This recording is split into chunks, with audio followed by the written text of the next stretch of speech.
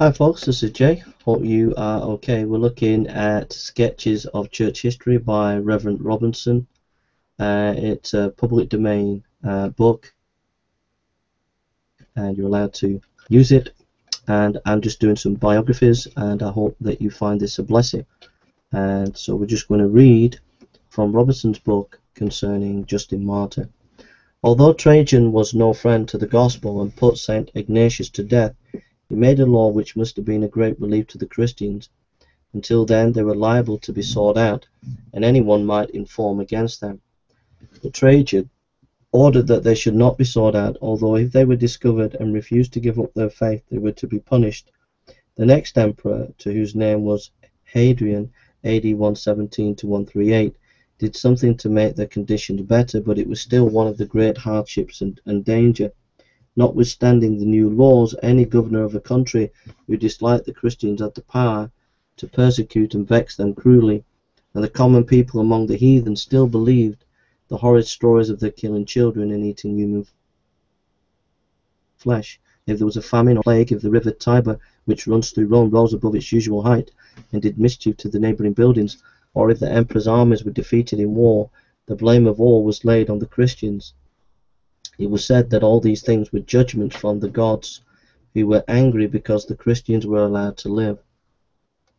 And then, at the public games, such as those at which St. Ignatius was put to death, the people used to cry out, "Throw the Christians to the lions, away with the godless wretches."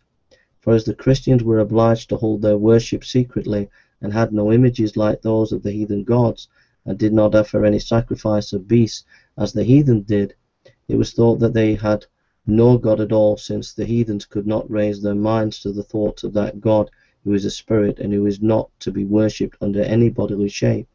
It was therefore a great relief when the Emperor Antonius Pius, AD 138 to 161,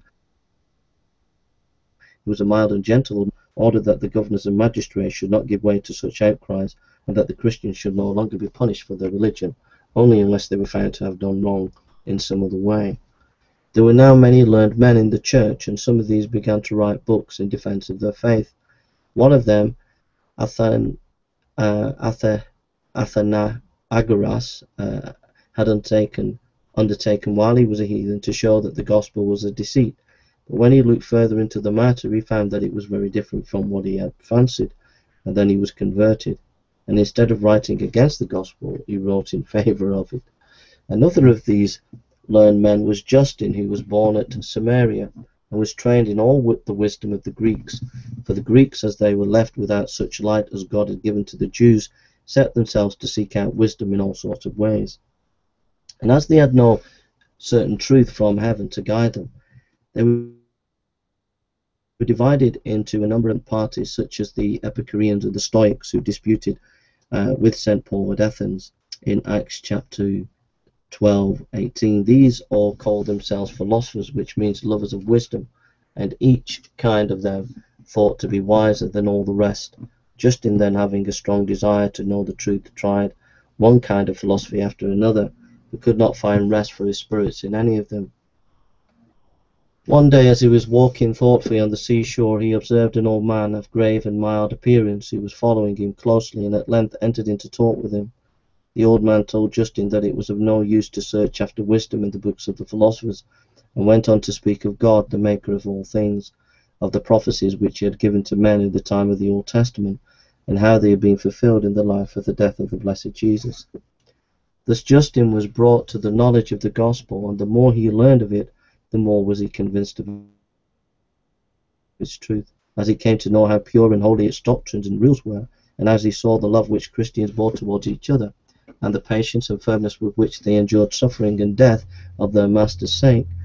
And now, although he still called himself a philosopher, and wore the long cloak which was the common dress of philosophers, the wisdom which he taught was not heathen but Christian wisdom. He lived mostly at Rome, where the scholars flocked to him in great numbers, and he wrote books in defence of the gospel against heathen Jews and heretics or false Christians. The old Emperor Antonius Pius, under whom the Christians had been allowed to live in peace and safety, died in the year 161, and was succeeded by Marcus Aurelius Antonius. whom he had adopted as his son. Marcus Aurelius was not only one of the best emperors, but in many ways was one of the best of the heathens. He had a great character for gentleness, kindness, and justice, and he was fond of books and liked philosophers and learn men about him. But unhappily, these people gave him a very bad notion of Christianity, and as he knew no more of it than what they told him, he took a strong dislike to it. And thus, although he was just and kind to his other subjects, the Christians suffered more under his reign than had done before. All the misfortunes that took place, such as rebellions, defeats in war, plague, scarcity, were laid to the blame of the Christians, and the emperor himself seems to have thought that they were in fault as he made some new laws against them.